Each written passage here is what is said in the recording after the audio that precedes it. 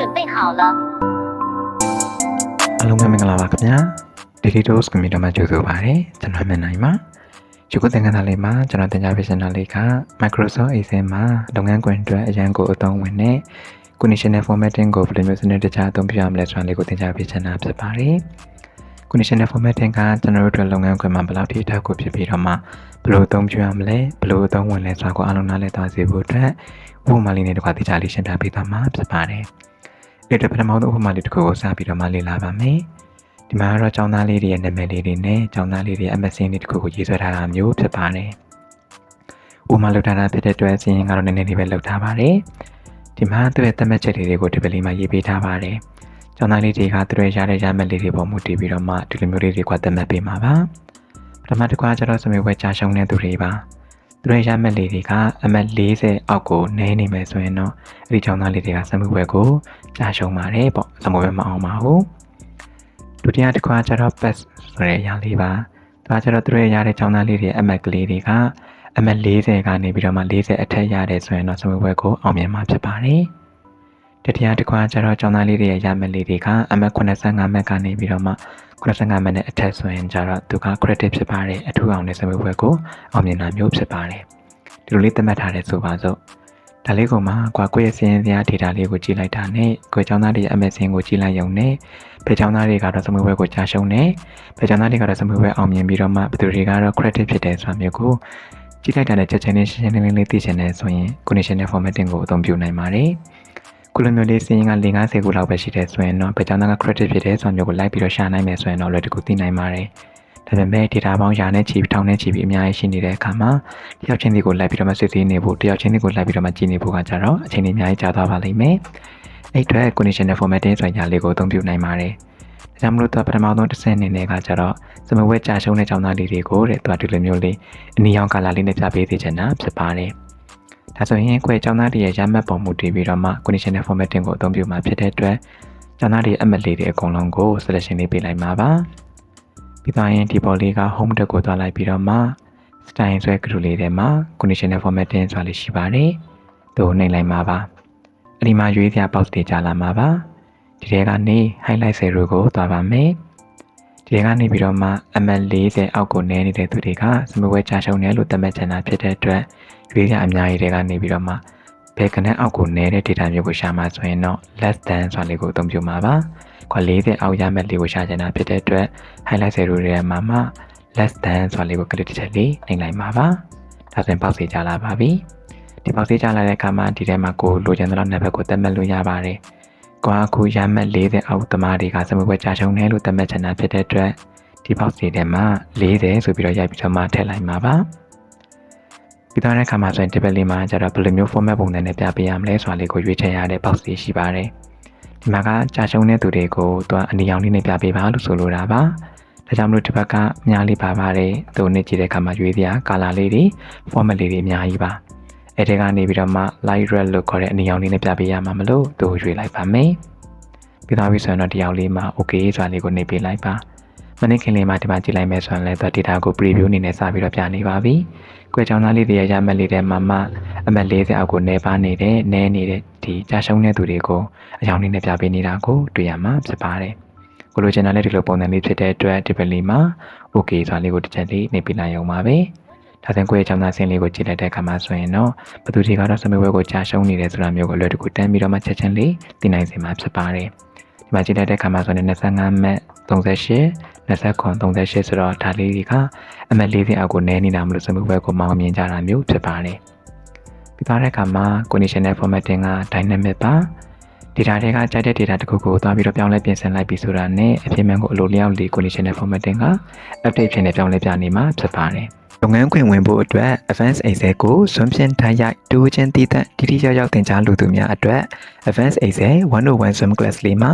Excel ကိုအခြေခံမှာအစင်းမြင့်ထိစနစ်တကျနဲ့သင်ကြားပေးနေပြီဖြစ်ပါတယ်။ Swim Class လေးဖြစ်တဲ့အတွက်မိမိအိမ်ကနေပြီးတော့အဆင်ပြေစွာနဲ့စနစ်တကျသင်ယူနိုင်မှာဖြစ်ပါတယ်။သင်တန်းမှာသင်ကြားရမယ့်ပုံစံလေးကတော့စွန့်ဖြင့်ထားရိုက်သင်ကြားပေးမှာဖြစ်ပါတယ်။အသင်ရေးပြီးသား Excel data file တွေကိုပေးပါမယ်။အတန်းချိန်တစ်ချိန်ပြီးတိုင်းမှာ recording video တွေကိုလည်းပို့ပေးမှာဖြစ်ပါတယ်။ lesson 9အတွက်အင်စာတွေရှိပါမယ်။အင်စာတွေကိုလည်းပဲစစ်ဆေးပေးမှာဖြစ်ပါတယ်။ lesson တစ်ခုပြီးတိုင်းမှာ recap ပြန်ပြီးတော့လုပ်ပေးမှာဖြစ်ပါတယ်။ တင်မိသားစာများကိုနားမလည်ခဲ့ပါကဆရာနဲ့ထိုက်ရိုက်အချိန်မီမေးမြန်းဆွေးနွေးနိုင်မှာဖြစ်ပါတယ်။တင်နန်းကြီးလေးကတော့တူးချင်းတီးတဲ့အထူးတင်နန်းကြီးနှစ်သိန်းကျပ်ထဲဖြင့်တက်ရောက်နိုင်မှာဖြစ်ပါတယ်။အကယ်၍များတငယ်ချင်းတွေလို့ဖို့ကံမဲ့တွေနဲ့အတူဂရုလိုက်လဲတင်ကြမယ်ဆိုရင်လည်းပဲတင်ကြနိုင်မှာဖြစ်ပါတယ်။တင်နန်းပြင်းမြောက်သူများအတွက်အတိမတ်ပြုလက်မှတ် certificate ကိုပေးရသွားမှာဖြစ်ပါတယ်။တင်နန်းချချိန်လေးကတော့တစ်ပတ်ကို4ရက်တစ်နေ့ကို1နာရီနဲ့တင်နန်းချိန်စုစုပေါင်း16ချိန်တင်ကြပေးမှာဖြစ်ပါတယ်။တင်နန်းချိန်လေးကတော့တူးချင်းတည်တံ့တင်ကြပေးတာဖြစ်တဲ့အတွက်တင်နန်းချိန်ကိုမိမိအားလက်တဲ့အချိန်နဲ့ညီနိုင်ပြီးတော့မှတက်ရောက်နိုင်မှာဖြစ်ပါတယ်။တင်နန်းလေးကိုတက်ရောက်ချင်နေဆိုရင်တော့ Daily Dose Computer ဘိုင်းဟမန်နိုင်ဆိုတဲ့ Facebook Page Messenger မှာတင်နန်းအလို့ရပါတယ်။သူညာကို958935432ရဲ့ဖုန်း Viber Telegram Channel တို့မှာလည်းပဲတင်နန်းအလို့ရပါတယ်ခင်ဗျာ။မိမိလုပ်ငန်းတက်လန့်အတွက်အိစဲကိုလက်တွေ့လေ့လာလက်တွေ့သုံးချနိုင်ဖို့ယခုပဲတင်နန်းလေးကိုအချိန်မီတက်ရောက်ဖို့ကိုဖိတ်ခေါ်အပ်ပါတယ်ခင်ဗျာ။အဲ့အတွက်ဥပမာအပြင်ကွာဒီမှာဆိုရင်တော့တခုဆိုရင်ဒီကျောင်းသားလေးတွေအမက်ကလေးတွေကသမဝဲချရှုံးတဲ့သူလေးတွေကိုသွားရွေးချယ်ထားပြီးတော့မှအခုလိုမျိုးလေးတွေအယောင်လေးနဲ့လာပြီးတော့မှပြနေတာဖြစ်ပါတယ်။အကယ်၍များဒီကျောင်းသားလေးကမရွေးနဲ့ဒီတွန်းက25မက်ဆိုတော့40အောက်ကိုနင်းနေပြီမလို့သမဝဲချရှုံးနေပေါ့။ဒါကြောင့်မလို့တော့ format လေးနဲ့ပြပေးနေပါတယ်။တကယ်တော့သူရဲ့ရမက်လေးက25မက်မဟုတ်ပါဘူး။သူတကယ်ရတာက45မက်ရတယ်ဆိုပါစို့45လို့ပြင်ကြည့်လိုက်ပါ။ပြီးသွားတဲ့အခါမှာအန်တာလေးတစ်ချက်နှိပ်လိုက်ပြီဆိုတာနဲ့45မယ်ဆိုတော့အမတ်40ထက်ကိုကျော်လွန်သွားပါပြီ။ဒါကြောင့်မို့တော့စမှုပဲအောင်မြင်သွားပြီမလို့သူမှရှိတဲ့ format လေးကတခါတည်းနဲ့ပျောက်သွားတာကိုတွေ့ရမှာဖြစ်ပါတယ်။ဒါကြောင့်မလို့ conditional formatting က dynamic ပါပေါ့။ဥပမာဒီမှာဆိုရင်လည်းပဲမက်မေစင်လေးကအမတ်80ရပါတယ်တဲ့။80ဆိုတော့40ထက်များနေပြီမလို့စမှုပဲကိုအောင်မြင်ပါတယ်။စမှုပဲအောင်လာမလို့သူမှဘယ်လိုမျိုးအနီရောင်လေးနဲ့လာပြီးတော့ format လေးနဲ့မပြပါဘူး။တကယ်တော့သူရဲ့ရမက်က80မဟုတ်ပါဘူး။တကယ်တော့သူရတာ30ပဲဆိုပါစို့30လို့ကွာပြင်လိုက်တယ်ပြီးတော့ keyboard ကနေပြီးတော့မှ enter လေးတစ်ချက်နှိပ်လိုက်ပြီဆိုရင်ကြတော့30ဆိုတော့အမ40အောက်ကိုနည်းသွားပြီမလို့စမဝဲကြာရှုံးသွားပြီဖြစ်တဲ့အတွက်တင်ပြီးတော့မှအနီရောင် format လေးကဝင်လာတာကိုတွေ့ရမှာဖြစ်ပါတယ်။ဒါကြောင့်မလို့ conditional formatting ကိုတစ်ချိန်မေးသုံးလိုက်ပြီဆိုတာနဲ့ data ကိုချက်တဲ့မျိုးပြောင်းလိုက်ပြင်ဆင်နိုင်လို့ရပါတယ်။အပြင်မှန်ကိုလိုလျောင်းလိုက်ပြီးတော့ conditional formatting က data ပေါ်မူတည်ပြီးတော့မှပြောင်းလဲပြီးတော့ update ဖြစ်နေပြပေးနေမှာဖြစ်ပါတယ်။ဒါလေးကလည်းအရင်ကောင်းတဲ့အချက်လေးပါ။အဲ့ဒီတရားလေးကိုပြန်ပြီးတော့မှ undo လေးနဲ့ပြန်ပြီးတော့မှသွားလိုက်ပါမယ်။အဲ့ဒါ conditional formatting ကိုဒီမှာအကြမ်းအမဲ့လေးတွေရှာတဲ့အခါမှာဘယ်လိုသုံးရမလဲဆိုတာလေးကိုနားလည်သွားပါပြီ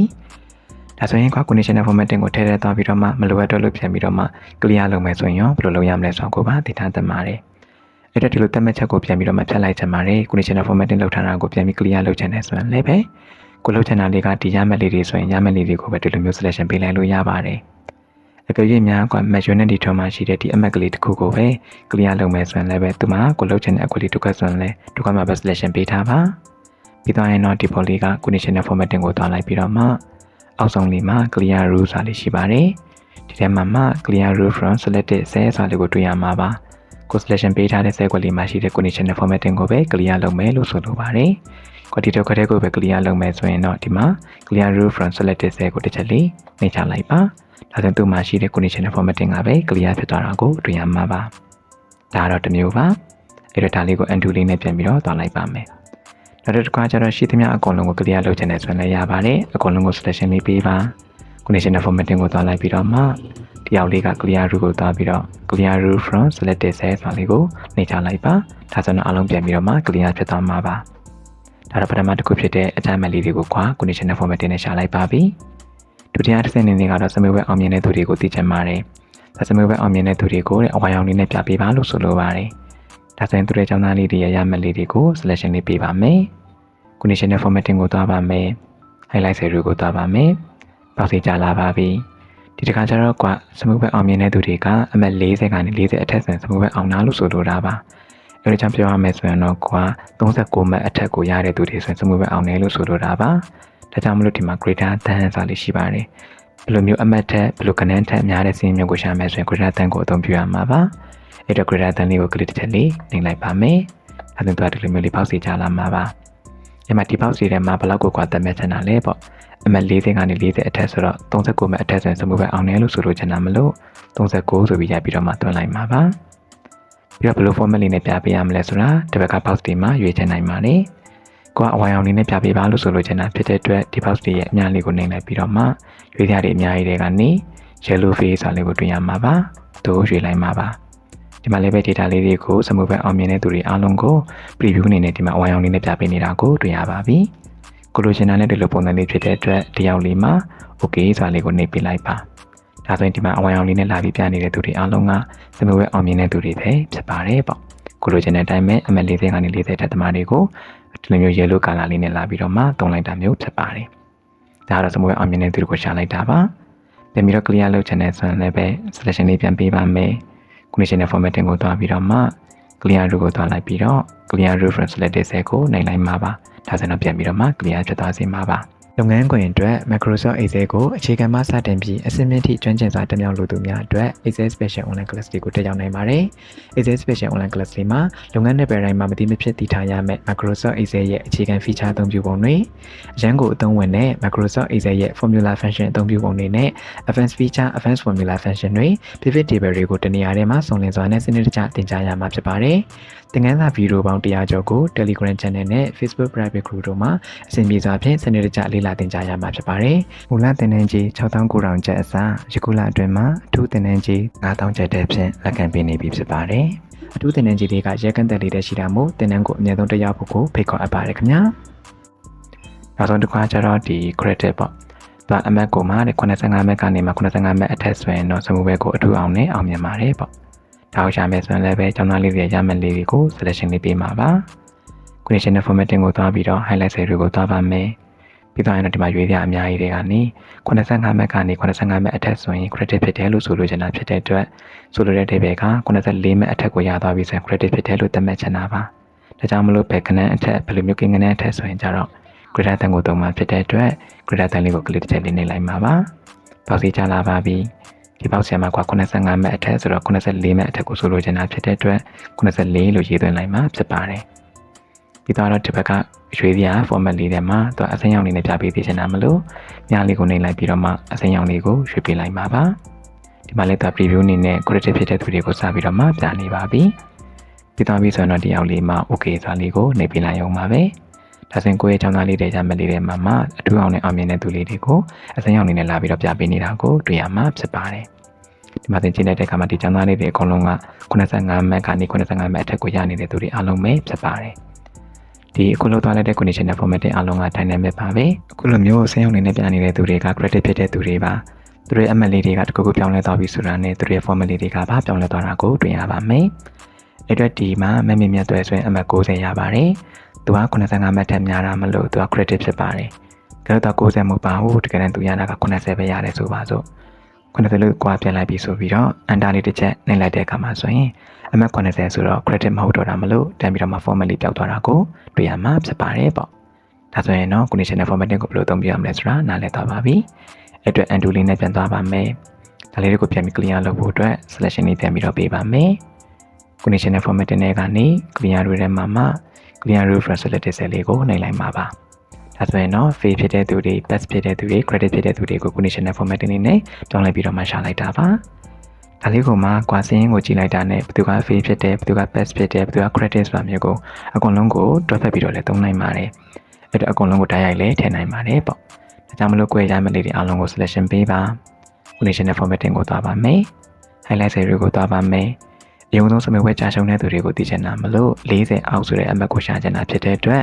less than ဆိုတာလေးကိုနှိပ်လိုက်ပါမယ်ပေါက်စီကြလာတော့ဒီထဲမှာစမေဝဲကြာရှုံးတဲ့သူတွေကအမှတ်40အောက်ဆိုရင်စမေဝဲကြာတာမလို့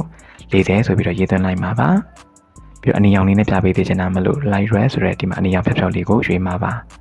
ပြီးရင်တော့ okay လေးကိုနှိပ်ပေးလိုက်ပါပြီဒါဆိုရင်ကိုယ့်ရဲ့ကျောင်းသားကျောင်းသူစီးရင်တွေကနေပြီးတော့မှစမေဝဲကြာရှုံးတဲ့သူတွေကိုအနီရောင် color လေးနဲ့ပြလာပြီးဖြစ်ပါတယ်ဒုတိယတစ်ဆင့်အနေနဲ့စမေဝဲအောင်မြင်တဲ့သူတွေကိုအဝါရောင်လေးနဲ့ပြပေးသေးချင်တာပါအဲ့တော့ကျောင်းသားလေးတွေရမယ်လေးတွေကို selection လေးပေးပါမယ် conditional formatting ကိုသွားပါမယ် highlight cell ကိုသွားပါမယ်အမှတ်40ကနေ40အထက်ဆိုရင်စမေဝဲအောင်မြင်တာဖြစ်တဲ့အတွက်39မှတ်အထက်ဆိုရင်စမေဝဲအောင်နာလို့သတ်မှတ်ချင်တာမလို့ greater than ဆိုတာလေးကိုနှိပ်ပါပြီပေါက်စီချလာတော့ဒီထဲမှာ39မှတ်ဆိုပြီးရေးသွင်းလိုက်မှာဖြစ်ပါတယ်ပြီးတော့ရင်ကွာအဝါရောင်လေးနဲ့ပြပေးသေးချင်တာမလို့ဒီဘက်ကမြားလေးကိုနှိပ်ပြီးတော့မှအဝါရောင်ဖြစ်တဲ့ yellow fill လေးကိုရွေးလိုက်ပါပြီပြီးပြီဆိုရင်တော့ okay လေးကိုနှိပ်လိုက်ပါပြီဒါဆိုစမေဝဲအောင်မြင်နေတဲ့သူတွေကိုအဝါရောင် color လေးနဲ့လာပြီးတော့မှပြလာပါပြီတတိယတစ်ဆင့်ကတော့ credit ဖြစ်တဲ့သူတွေကိုအစိမ်းရောင်လေးနဲ့တည်တည်ချင်တာပါဒါကြောင့်မလို့အမှတ်တွေအကုန်လုံးကို selection ပြန်ပေးပါတယ် conditional formatting ကိုသွားပါမယ် highlight cell ကိုသွားပါမယ်94မှတ်ကနေအထက်ဆိုရင်ကြတော့သူက greater than 94ဖြစ်တဲ့ဆိုရင် credit ဖြစ်တာမလို့ greater than လေးကိုတစ်ချက်နှိပ်ပါတယ် 84မဲ့အထက်မလို့84ကိုရိုက်ပြီးတော့မှတွန်းလိုက်ပါတယ်သူကအစိမ်းရောင်နေနဲ့ပြပေးပါလို့ဆိုလိုတာဖြစ်တဲ့အတွက် box ရဲ့အများလေးကိုနှိပ်လိုက်ပြီးတော့ green face ဆိုတာလေးကိုရွေးလိုက်မှာပါပြီးရင်တော့ okay ဆိုတာလေးကိုနှိပ်ပြလိုက်မှာပါဒါဆိုရင်ကိုယ့်ရဲ့ဒီမှာမစင်လေးကိုကြည့်လိုက်ရုံနဲ့ဘသူတွေကတော့စမွေးဘက်ကိုကြာရှုံးပါတယ်။ဘယ်ကြောင့်သားတွေကတော့စမွေးဘက်ကိုသာမန်တိုင်းအောင်မြင်တာဖြစ်ပြီးတော့မှဘသူတွေကတော့ credit နဲ့အထူးအောင်မြင်နေဆိုတာမျိုးကိုချက်ချင်းလေးသိနိုင်စေမှာဖြစ်ပါတယ်။ conditional formatting က dynamic ဖြစ်တဲ့အတွက်ဒီမှာရှိတဲ့အမှတ်တွေကိုလည်းချက်တဲ့အမှတ်ကိုပြင်လိုက်ရုံပါပဲ။ပြောင်းလဲပြင်ဆင်မှုလုပ်လိုက်ပြီးဆိုရင်လည်းပဲဒီမှာရှိတဲ့ color လေး၃ခုက conditional formatting လေးတွေကလိုက်ပြီးတော့မှ data ပေါ်မူတည်ပြီးတော့ပြောင်းလဲပြင်ဆင်ပြီးတော့မှပြပေးနေမှာမျိုးဖြစ်ပါတယ်။